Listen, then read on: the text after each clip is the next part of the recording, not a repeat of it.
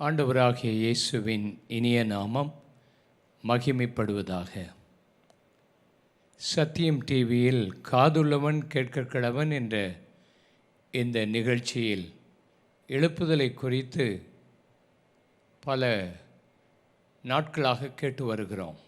ஆண்டவர் ஒரு எழுப்புதலை தருவார் என்ற நம்பிக்கையோடு விசுவாசத்தோடு எல்லாரும் ஜெபம் பண்ணி கொண்டே இருக்கிறோம்.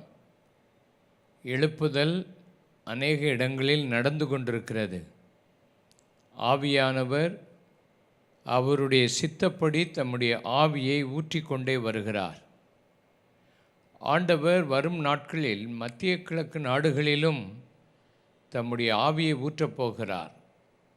பலத்தினாலும் அல்ல, பராக்கிரமத்தினாலும் அல்ல, தேவனுடைய ஆவியினால் எல்லாம் ஆகும் என்று எழுதப்பட்டிருக்கிற வசனத்தின்படி தேவனுடைய ஆவியானவர் பலத்த காரியத்தை செய்வதற்கு ஆயத்தமாயிருக்கிறார். அவர் ஆவியின் மழையாக, ஆசீர்வாத மழையாக, ஒரு ஊற்றாக வருவார்.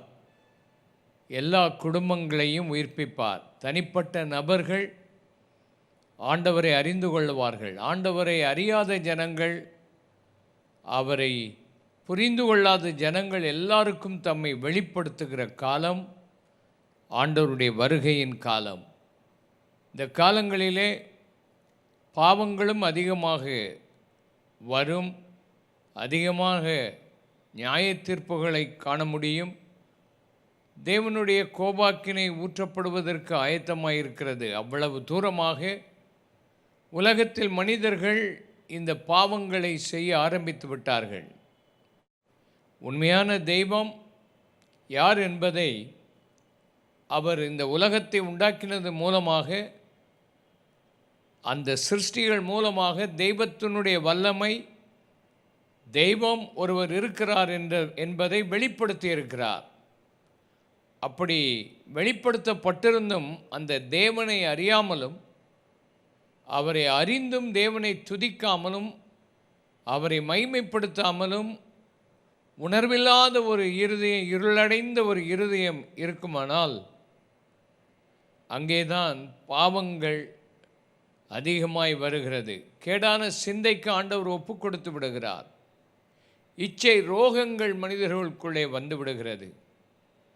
இந்த பயங்கரமான அருவருப்பான இந்த நோய் தொற்று, கொரோனா வைரஸ் போன்ற தொற்று எவ்வளவு மோசமாய் இந்த உலகத்துக்குள்ளே பரவி மக்களை கெடுக்கிறதோ, அதைவிட மோசமாக இச்சை ரோகங்கள் மனிதர்களுக்குள்ளே பரவி வருகிறது. குடும்பங்களை அழித்திருக்கிறது. குடும்பங்கள் சீர்கெட்டு போகிறது. சபை பலவிதத்திலே சீர்கெட்டு போயிருக்கிறது. கிறிஸ்துவை அறியாதவர்களுக்குள்ளே விவாகரத்து நடப்பது போல கிறிஸ்துவை அறிந்தவர்களுக்குள்ளும் சபைகளுக்குள்ளும் விவாகரத்துக்கள் அதிகமாய் நடக்கிறது. ஆண்டவர் தாமே இந்த நாட்களில் தம்முடைய பலத்த கிரியை வெளிப்படுத்தி ஒரு எழுப்புதலை கொண்டு வந்தால் ஒழிய, தேசங்கள் மனம் திரும்பினால் ஒழிய வேறு வழியே இல்லை. இந்த நாட்களில் தேசங்கள் மனம் திரும்பட்டும், கிராமங்கள் மனம் திரும்பட்டும், பட்டணங்கள் மனம் திரும்பட்டும், சபைகள், சபையின் ஊழியர்கள் மனம் திரும்பட்டும். ஒரு உண்மையான வாழ்க்கை வாழ ஆண்டவர் உதவி செய்வாராக. தீர்க்க தரிசன ஆவியுடன் கர்த்தரை தொழுது கொள்ள வேண்டும். அப்படிப்பட்ட தீர்க்க தரிசனத்தின் ஆவி, துதி நமக்குள் உருவாக வேண்டும் என்கிற தலைப்பிலே நாம் எழுப்புதலை குறித்து கற்று வருகிறோம்.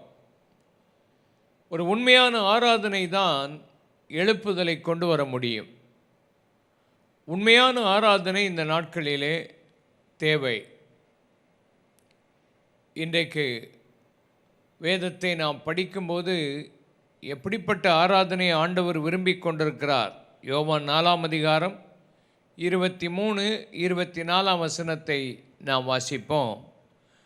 உண்மையாய் தொழுது கொள்ளுகிறவர்கள் பிதாவை ஆவியோடும் உண்மையோடும் தொழுது கொள்ளும் காலம் வரும், அது இப்பொழுதே வந்திருக்கிறது. தம்மை தொழுது கொள்ளுகிறவர்கள் இப்படிப்பட்டவர்களாய் இருக்கும்படி பிதாவானவர் விரும்புகிறார். தேவன் ஆவியாயிருக்கிறார். அவரை தொழுது கொள்ளுகிறவர்கள் ஆவியோடும் உண்மையோடும் அவரை தொழுது கொள்ள வேண்டும் என்றார்.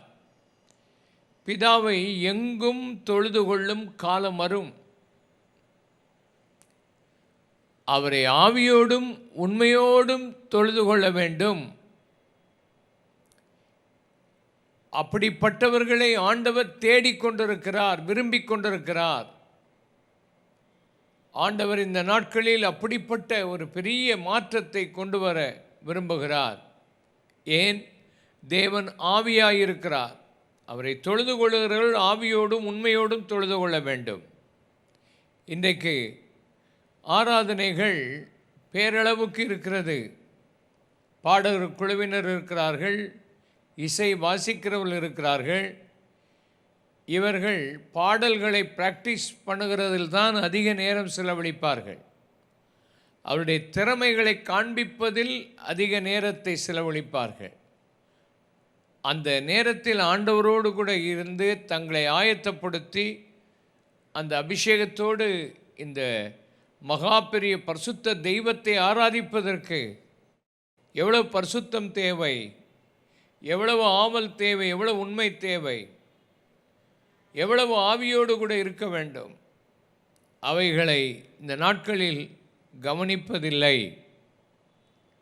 ஆண்டவர் இந்த நாட்களில் சபைகளில் ஒரு வித்தியாசத்தை தருவாராக. சபை ஆவியோடு கர்த்தரை தொழுது கொள்ள வேண்டும். ஒரு மனிதன் இன்றைக்கு அநேக தொழுகை, அநேக ஆராதனைகள் வெறும் மாம்சத்தோடு முடிவடைந்து போகிறது. வெறும் சரீர அளவோடு கூட ஆண்டவரை தொழுது கொள்கிறார்கள். சத்தம் உயர்த்துவது, கைகளை தட்டுவது, நடனம் ஆடுவது, வாத்திய கருவிகளை இசைப்பது, இவைகளெல்லாம் வெளிப்படையான பிரகாரத்தில் உள்ள அனுபவங்கள். ஆனால் மனிதன் தெய்வத்தை ஆராதிப்பதற்கு தன் ஆவி மாற்றப்பட்டதாக மாற வேண்டும். ஆவி என்று சொல்லும்போது மிருகத்துக்கும் மனுஷனுக்கும் வித்தியாசம் உண்டு. மிருகமும் மனுஷனும் ஒரே நாளில் உண்டாக்கப்பட்டான். மிருகமும் மனுஷர்களும் மண்ணிலிருந்து தான் உருவாக்கப்பட்டார்கள். ஆனால் மிருகத்துக்கும் மனுஷனுக்கும் ஒரு வித்தியாசம் உண்டு. அந்த வித்தியாசம், தேவன் மனிதனை படைத்த போது தன்னுடைய சுவாசத்தை அவனுடைய நாசியில் ஊதினார், அவன் ஜீவாத்மாவானான் என்று எழுதப்பட்டிருக்கிறது. மிருகங்களை படைக்கும்போது ஆண்டவர் அதை செய்யவில்லை. அப்படியானால் மனுஷனுக்குள்ளே ஆண்டவர் ஒரு மனசாட்சியை வைத்திருக்கிறார். மனுஷர்களுக்குள்ளே தெய்வத்தோடு தொடர்பு கொள்ளும் ஒரு ஆசையை உருவாக்கி வைத்திருக்கிறார். தேவனுடைய ஆவியானவர் மனுஷனுக்குள்ளே வந்து அவனை ஏவ துவக்கிற அளவுக்கு அவனுடைய ஆவியை ஆண்டவர் பிடிக்க விரும்புகிறார். அந்த ஆவியை மனிதன் ஆயத்தப்படுத்த வேண்டும். ஆராதனைக்கு வருவதற்கு சரீரத்தை ஆயத்தப்படுத்துவார்கள். அழகான ட்ரெஸ் போட வேண்டும், அழகாக இருக்க வேண்டும், பலவற்றை நாம் செய்ய வேண்டும் என்று சொல்லி ஆயத்தப்படுத்துவார்கள். அந்த ஆயத்தத்தை விட உன் ஆவியை ஆயத்தப்படுத்தி ஆண்டவரை ஆராதிப்பதற்கு வரும்போது தான் ஒரு உண்மையுள்ள ஒரு ஆராதனையை நாம் பார்க்க முடியும். ஆவியானவர் அசைவாட முடியும். அதற்கு அதிக ஜெபம் தேவை. ஆவியானவரோடு கூட அசைவாடுகிற ஒரு பெரிய அனுபவத்தை ஆண்டவர் தருவாராக. பரலோகத்திலே நீங்கள் பார்க்கும்போது மிகாவேல் தேவதூதனை பற்றி பார்க்கும்போது அவன் யுத்தம் பண்ணுகிற ஒரு தூதனாயிருக்கிறான். யுத்தத்தின் துறையை அவன் பரலோகத்தில் எடுத்து, அவனுக்கு கீழே தூதர்கள் இருக்கிறார்கள். கேப்ரியேல் கம்யூனிகேஷன், செய்தி தொடர்பான காரியங்களிலே பரலோகத்திலிருந்து ஒரு முக்கியமான செய்தியை கொடுப்பதற்கு அவன் இறங்கி வருகிறான். லூசிபர் ஒரு கேருபின், அபிஷேகம் பண்ணப்பட்ட கேருபாக அவனுடைய சரீரமெல்லாம் பல மியூசிக் இன்ஸ்ட்ருமெண்ட்டாலே, இசை கருவிகளினாலே பொருத்தப்பட்டு இருந்தது என்று பார்க்கிறோம். அவன் ஆராதனைக்கு உரிய ஒரு தூதனாக இருந்திருக்கிறான். அபிஷேகம் பண்ணப்பட்டவன், ஆராதனையின் மகிமையை கண்டவன், அந்த ஆராதனை நடத்துகிற ஒருவனாக இருந்தான். எசேக்கியேல் 28ஆம் அதிகாரம் 13ஆம் வசனத்தை நாம் பார்க்கும்போது, நீ தேவனுடைய தோட்டமாகிய ஏதேனில் இருந்தவன், பத்மராகம், புஷ்பராகம், வைரம், படிகப்பச்சை, கோமேதகம், எஸ்பி, இந்திரநீலம், மரகதம், மாணிக்கம் முதலான சகலவித ரத்தினங்களும் பொன்னும் உன்னை மூடிக்கொண்டிருக்கிறது. நீ சிருஷ்டிக்கப்பட்ட நாளில் மேலவாத்தியங்கள், உன் நாகசுரங்களும் உன்னிடத்தில் ஆயத்தப்பட்டிருந்தது என்று எழுதப்பட்டிருக்கிறது. அப்படியானால் இவன் இசைக்கருவிகள் உடையவனாக சிருஷ்டிக்கப்பட்டான். அவன் ஆண்டவரை ஆராதிப்பதற்கு உரிய ஒரு நல்ல அனுபவம் உடையவனாக இருந்தான். ஆனால் அவன் அந்த ஆராதனையை விரும்பி தனக்கு அந்த ஆராதனை வேண்டும், தான் தேவனுக்கு மேலே இருக்க வேண்டும் என்று எண்ணின போது அவன் கீழே தள்ளப்பட்டான். இப்பொழுது அந்த இடம் வெற்றிடமாய் இருக்கிறது. அதற்காகத்தான் ஆண்டவர் மனிதனை படைத்து, மனிதர்கள் எல்லாரும் தேவனை ஆராதித்து அவரை மகிமைப்படுத்ததான் ஆண்டவர் மனிதனை ஏற்படுத்தி இருக்கிறார். உங்கள் வாழ்க்கையில் ஆண்டவரை துதிப்பதற்கு இன்றைக்கு உற்சாகப்பட வேண்டும். ஒரு சபையை எடுத்துக்கொண்டால் அந்த சபையிலே நல்ல செய்தி இருக்க வேண்டுமானால், அந்த செய்தியை கொடுக்கிற அந்த ஊழியர் தீர்க்க தரிசனத்தோடு அந்த செய்தியை கொடுக்க வேண்டுமானால், அதற்கு முந்தி ஜனங்கள் எல்லாரும், ஆராதனை நடத்துகிறவர்கள் தேவ ஜனங்களை அந்த ஆராதனையின் மூலமாக தேவனோடு கூட இணைக்க வேண்டும். அந்த ஆராதனை மூலமாக எல்லா மனிதர்களையும் ஒருமனப்படுத்தி இணைக்க வேண்டும் ஆராதனையில். அப்படி எல்லாரும் ஒன்றாக ஒரு மனதோடு இணைந்து தேவனோடு கூட இணைக்கப்பட்டு அந்த ஆராதனை நடக்கும்போது, அதற்கு பின்பு வந்து தேவனுடைய வார்த்தையை கொடுக்கும்போது, அங்கே தீர்க்க தரிசனமாக தேவனுடைய வார்த்தைகள் கொடுக்கப்படும். தேவ வார்த்தையை கொடுக்கிறவர்களுக்கு மிகவும் எளிதாக ஆவியானவர் கிரியை செய்கிறதை காண முடியும். சில இடங்களில், சில நேரங்களில் சிலர் ஆராதனைகளை நடத்தும்போது இருக்கிற ஆட்களையும் அங்கு வந்திருக்கிற மக்களுடைய ஆவியையும் அவர்கள் அணைத்து போடத்தக்கதாகவும், தேவனுடைய செய்தி கொடுக்கிறவர்கள் உற்சாகமாய் கொடுக்க முடியாதபடி அணைந்து போயிருக்கிற ஒரு செத்த ஆராதனைகளை இந்த நாட்களை பார்க்கிறோம். உண்மையான ஆராதனை வித்தியாசமானது. அது எல்லா மக்களுடைய இருதயத்தையும் ஆயத்தப்படுத்தும். தேவனுடைய வார்த்தைக்கு ஜனங்களை ஆயத்தப்படுத்தும். ஒரு எழுப்புதலை காண முடியும். இன்றைக்கு அப்படிப்பட்ட ஆராதனைகளை செய்கிறவர்கள் தேவை. ஜார்ஜ் ஒயிட்ஃபீல்டு என்ற கர்த்தருடைய தாசனை ஆண்டவர் எழுப்புதலிலே பயன்படுத்தினார். அவர் செய்தி கொடுப்பதற்கு முன்பாக ஜான் சார்ல்ஸ் வெஸ்லி இவர்கள் அருமையான பாடல்களை பாடி கர்த்தரை மகிமைப்படுத்தினார்களாம். அப்படி அவர்கள் பாடி கர்த்தரை மகிமைப்படுத்தி ஆராதிக்கும்போது தேவனுடைய வல்லமை இறங்கும். ஜார்ஜ் ஒயிட்ஃபீல்டு அவர்களை கர்த்தர் வல்லமையாக எடுத்து பயன்படுத்தி இருக்கிறார். டிஎல் மூடி அவர்கள் காலத்திலே டிஎல் மூடி அவர்களை தேவன் வல்லமையாக பயன்படுத்தினார். அவர்களை வல்லமையாக பயன்படுத்தும் போது அதற்கு முன்னால் சாங்கி என்ற ஒரு கர்த்தருடைய தாசன் அருமையான பாடல்களை பாடி ஜனங்களை ஆயத்தப்படுத்துவாராம். அதற்கு பின்பு மோடி பிரசங்கிக்கும்போது ஏராளமான ஆத்துமாக்கள் ஒப்பு கொடுத்து வந்திருக்கிறார்கள். இவான் ராபர்ட்ஸ் அவருடைய காலத்திலே எழுப்புதல் வந்தது. அதை போல எழுப்புதல் இதுவரைக்கும் எங்கேயும் பார்க்க முடியாத அளவுக்கு பல நாடுகளுக்கு அந்த எழுப்புதல் பரவிற்று. அது ஒரு பெரிய துதியின் எழுப்புதலாக இருந்தது. பல மணி நேரம் ஜனங்கள் பாடுவார்களாம், பாடிக்கொண்டே இருப்பார்களாம். பாடிக்கொண்டே இருக்க இருக்க இருக்க பரலோகத்தோடு கூட இணைக்கப்பட்டு தேவாவியான ஊற்றப்பட்டு ஜனங்கள் திரளாய் ஓடி வந்து ஆண்டவரை ஏற்றுக்கொண்டு அந்த எழுப்புதல் பல இடங்களுக்கு பரவ ஆரம்பித்ததாம். இப்படித்தான் எழுப்புதல் காலங்களில் கர்த்தரை ஆராதிப்பதற்கு முக்கிய இடம் கொடுத்திருக்கிறார்கள். இப்படிப்பட்ட மெய்யான ஒரு ஆராதனையை கர்த்தர் இந்த நாட்களில் தருவாராக.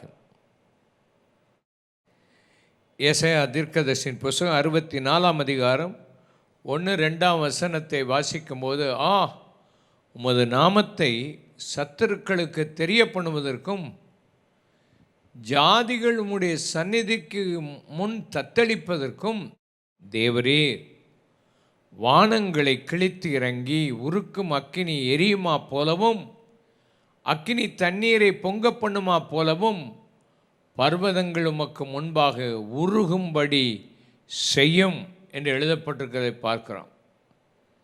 தேவரீர் வானத்தை கிழித்து இறங்கி பர்வதங்கள் உருக பண்ணும் அளவும் அக்கினி ஊற்றப்படும் அளவும் தேவன் அப்படி மகிமையாக இறங்கி வர வேண்டும்.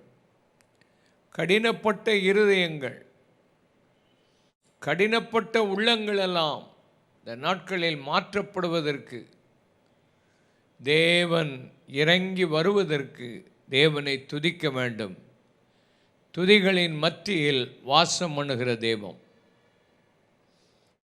அப்போஸ்தலனாகிய யோவான் சபைகளின் நிலைமையை பார்த்தபோது வாழ்க்கையில் வேதனை கொண்டவனாக அவன் இருந்தபோது ஆண்டவர் சொன்னார், நீ மேலே வா, ஏறி வா, அங்கே வந்து பாருங்க என்ன நடக்கிறது என்பதை.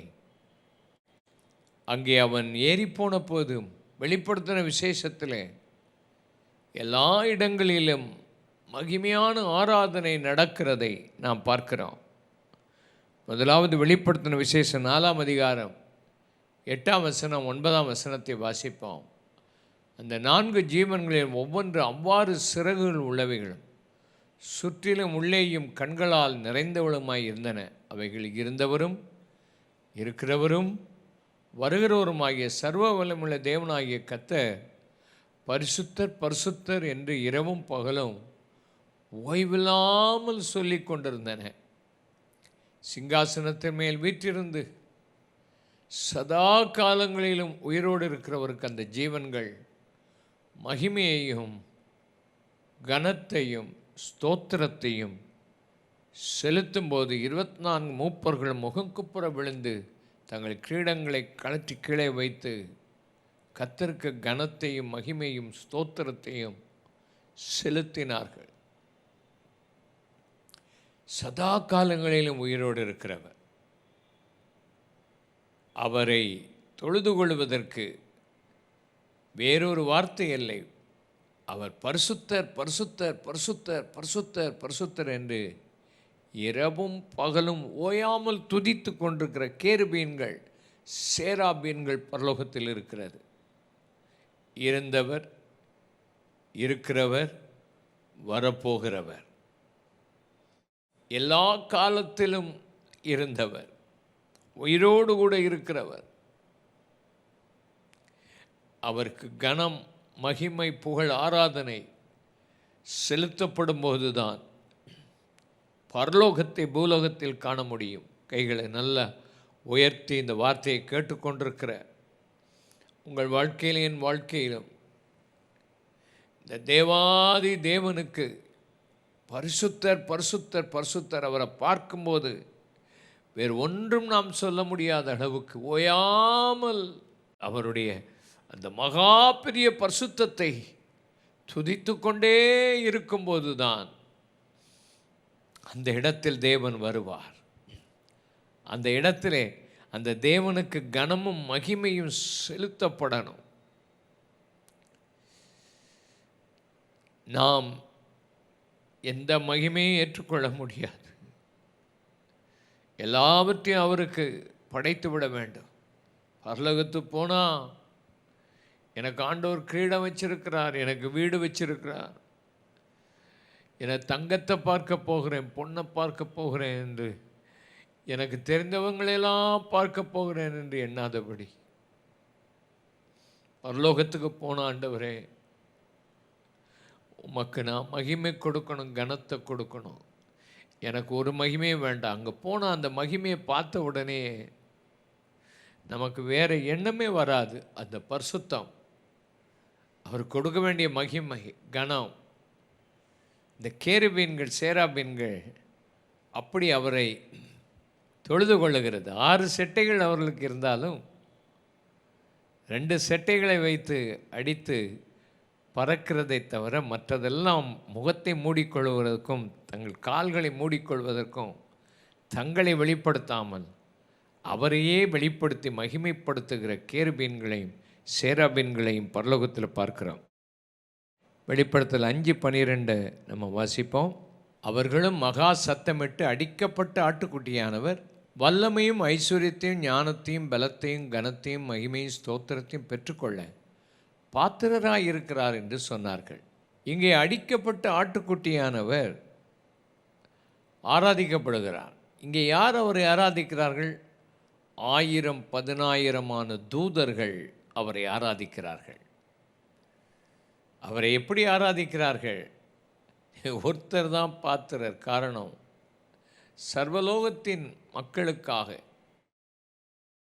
அடிக்கப்பட்ட ஆட்டுக்குட்டியானவர் பாவத்தை மன்னிப்பதற்காக சர்வலோகத்தின் பாவத்தை சுமந்து கொண்டு பாடுபட்ட ஆண்டவர், அவரை தொழுது கொள்வதற்கு தூதர்கள் எல்லாரும் சகல கனத்தையும் மகிமையும் வல்லமையும் அதிகாரத்தையும் ஐஸ்வர்யத்தையும் பலனையும் அவருக்கு கொடுத்து விழுந்து ஆராதிக்கிறதை பார்க்கிறோம். தூதர்கள் எல்லாரும் அப்படிப்பட்ட மகிமையான ஆராதனை தான் பரலோகத்தில் இருக்கிறது. அங்கே தான் ஆண்டவர் வாசம் பண்ணி கொண்டிருக்கிறார். அந்த ஆராதனையில் வேறு யாருக்கும் முக்கியத்துவம் இல்லை. அடிக்கப்பட்ட ஆட்டுக்குட்டியானவர் அவர் ஒருவருக்கு தான், அவர் ஒருவர் தான் பாத்திரவான். மற்ற ஒருவரும் பாத்திரவான்கள் இல்லை. வாழ்க்கையில் ஒருவர் தான் பாத்திரவான் என்று அவரை தொழுது கொள்கிறார்கள். வெளிப்படுத்தல் 7:10 நாம் வாசிக்கும்போது, அவர்கள் மகா சத்தமிட்டு ரட்சிப்பின் மகிமை சிங்காசனத்தின் மேல் வீற்றிருக்கிற எங்கள் தேவனுக்கும் ஆட்டுக்குட்டியானவருக்கும் உண்டாவதாக என்று ஆர்ப்பரித்தார்கள். யார் ஆர்ப்பரித்தார்கள்? 9ஆம் வசனம், நான் பார்த்தபோது சகல ஜாதிகள், கோத்திரம், ஜனங்கள், பாஷைக்காரர்கள், ஒருவனும் எண்ணக்கூடாதமான திரளான கூட்டமாகிய ஜனங்கள் வெள்ளை அங்கிகளை தைத்து தங்கள் கையில் குருத்தோலைகளை பிடித்து சிங்காசனத்துக்கு முன்பாகவும் ஆட்டுக்குட்டியான முன்பாகவும் நிற்க கண்டேன். அவர்கள் ரட்சிப்பின் மகிமை எங்கள் தேவனாகிய கர்த்தருக்கே உரியது என்று சொல்லி ஆண்டவரை பாடி துதிக்கிறார்கள். யார் இவர்கள்? பூமியிலிருந்து மீட்டுக்கொள்ளப்பட்டவர்கள், எடுத்துக்கொள்ளப்பட்டவர்கள், தேவனுக்கு முன்பாக மனுஷர்கள் எல்லாரும் அவரை எப்படி போற்றுகிறார்கள்? ரட்சிப்பின் மகிமை, எங்களை ரட்சித்தீரே, உலகத்தில் பாவத்திலும் சாத்தானுக்கு கீழே அடிமைப்பட்டிருந்த எங்களை ரட்சித்தீரே அப்பா, அந்த மகிமை உமக்குத்தான். அந்த ரட்சிப்பின் மகிமையோடு கூட அவரை ஆராதித்து குருத்தோலைகளை பிடித்து கொண்டு ஓசன்னா என்று அவரை பாடி சகல கோத்திரம், சகல மனிதர்கள், பூமியிலிருந்து மீட்டுக்கொள்ளப்பட்ட சகல மனிதர்களும், எண்ணக்கூடாத ஜனக்கூட்டம் பரலோகத்தில் அவரை ஆராதிக்கிற ஒரு ஆராதனையை இங்கே பார்க்கிறோம். அதுதான் தேவனுடைய எழுப்புதலை கொண்டு வர முடியும். அந்த உண்மையான ஆராதனையை கர்த்தர் இந்த நாட்களில் தருவாராக. வெளிப்படுத்தல் 11, 15, 17 வாசிக்கும்போது, 7ஆம் தூதன் எக்காலம் ஊதினான். அப்பொழுது உலகத்தின் ராஜ்யங்கள் நம்முடைய கர்த்தருக்கும் அவருடைய கிறிஸ்துவுக்குரிய ராஜ்யங்களாயின. அவர் சதா காலங்களில் ராஜ்யபாரம் பண்ணுவார் என்னும் கெம்பீர சத்த வானத்தில் உண்டாயிற்று. இருக்கிறவரும் இருந்தவரும் வருகிறவரும் ஆகிய சர்வ வல்லமையுள்ள கர்த்தராகிய தேவனே, உம்மை ஸ்தோத்தரிக்கிறோம். தேவரே, உமது வல்லமையை கொண்டு ராஜ்யபாரம் பண்ணுகிறேன். உலகத்தின் ராஜ்யங்கள் எல்லாம் அந்த 7ஆம் தூதன் எக்காலம் ஊதும்போது சகலமும் அவருக்கு உரிய ராஜ்யமாய் மாறிவிடுகிறது. அவர் ராஜ்யபாரம் பண்ண ஆரம்பித்து விடுகிறபடினால் அவருக்கு ஸ்தோத்திரம் செலுத்தி அவருக்கு ஆராதனை நடக்கிறதை பார்க்கிறோம். தேவாதி தேவன் இந்த உலகத்தில் இப்போ ராஜ்யங்கள், ராஜாக்கள், அதிகாரிகள், எல்லா பிரைம் மினிஸ்டர், பிரசிடெண்ட் எல்லாரும் இருந்து அவங்க மகிமையை இன்றைக்கு உலகம் பாராட்டி கொண்டிருக்கு. ஒரு நாள் இந்த ராஜ்யங்கள் எல்லாம் அவருடைய பாதத்தில் வந்துடும். அவர் ராஜ்யபாரம் பண்ணுவார், அவர் ராஜாவாக வீற்றிருப்பார். அவருக்கு மகிமை, கனம், புகழ் வரப்போகிறது. அந்த வருகை சீக்கிரம் வரப்போகிறது. அந்த காரியங்கள் சம்பவிக்க போகிறது. அதுதான் மகா பெரிய எழுப்புதல். வெளிப்படுத்தல் 15:3 நாம் வாசிக்கும்போது தேவனுடைய ஊழியக்காரனாகிய மோசேயின் பாட்டையும் ஆட்டுக்குட்டியானவருடைய பாட்டையும் பாடி, சர்வ வல்லமையுள்ள தேவனாய் கர்த்தாவே, தேவனுடைய கிரியைகள் மகத்துவம் ஆச்சரியமானவர்கள், பரிசுத்தவான்கள் ராஜாவே, தேவனுடைய வழிகள் நீதியும் நித்தியமானவைகள் என்று சொல்லி அவரை மோசேயின் பாட்டு, ஆட்டுக்குட்டியானவருடைய பாட்டை பாடி அவரை ஆராதிக்கிற கூட்டத்தை நாம் பார்க்கிறோம். இதெல்லாம் என்ன பாடல்? வெற்றியின் பாடல்கள், வெற்றியின் பாடல்கள். எகிப்திலே இருந்த அந்த ராஜாக்களையும் குதிரை வீரர்களையும் எல்லா விதமான ரதங்களையும் ஆழ்த்தி போட்ட ஆண்டவரை பாடி வெற்றியோடு பாடினது போல ஆண்டவருடைய நாமம் மகிமைப்பட ஒரு வெற்றியின் பாடல் ஆராதனையை நாம் பார்க்கிறோம். முடிவிலே நாம் பார்க்கும்போது வெளிப்படுத்தல் 19:1 வசனத்தையும் 6 வசனத்தையும் வாசிக்கும்போது கடைசி ஒரு ஆராதனை அங்கு பார்க்கிறோம். பரலோகத்தில் திரளான ஜனக்கூட்டமிடுகிற ஆரவாரத்தை கேட்டேன். அல்லேலூயா, இரட்சண்யமும் மகிமையும் கனமும் வல்லமையும் நம்முடைய தேவனாய கர்த்தருக்கே உரியது. அவருடைய நியாய தீர்ப்புகள் சத்தியமும் நீதிமானவைகள். அவருடைய நியாய தீர்ப்பு சத்தியம் நீதிமானவைகள்.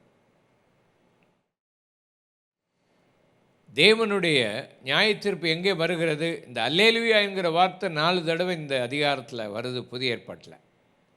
வேறு எங்கேயும் புதிய ஏற்பாட்டில் அல்லேலூயா பார்க்க முடியாது. இந்த 3 இடத்துல அல்லேலூயாவை பற்றி படிக்கும்போது நியாய தீர்ப்பை பற்றி சொல்லியிருக்குது. பாபிலோன் நியாயம் தீர்க்கப்பட்டது, ஆகினால் அல்லேலூயா, உம்முடைய நியாய தீர்ப்புகள் சத்தியம் நீதிமானவைகள். கடைசியில் நியாய தீர்ப்பு வரப்போகுது. அதுக்கு தான் ஆண்டவர் கடைசியில் இப்போ பார்க்கும்போது அநியாயம் அக்கிரமம் செய்கிறவனுக்கு ஒரு நியாய தீர்ப்பு வந்தது போல இல்லை. கடைசியில் நியாய தீர்ப்பு வரும். ஆண்டவரை துதிக்கிறார்கள். 6 வசனத்தை வாசிக்கும்போது திரளான ஜனங்களிடம் ஆரவாரம் போல, பெருவெள்ள இறைச்சலை போல, பலத்த இடிமுழக்கம் போல ஒரு சத்தம் உண்டாகி, அல்லேலூயா, சர்வ வல்லமையுள்ள தேவனாய் கர்த்தர் ராஜ்யபாரம் பண்ணுகிறார். கடைசியில் எல்லாவற்றையும், பரலோகத்தையும் பூலோகத்தையும் இணைத்து சர்வ வல்லமையுள்ள தேவனாய் கர்த்தர் ராஜ்யபாரம் பண்ணி மகிமை வரப்போகிறது. இதற்கு தான் சபை ஆயத்தமாகணும்.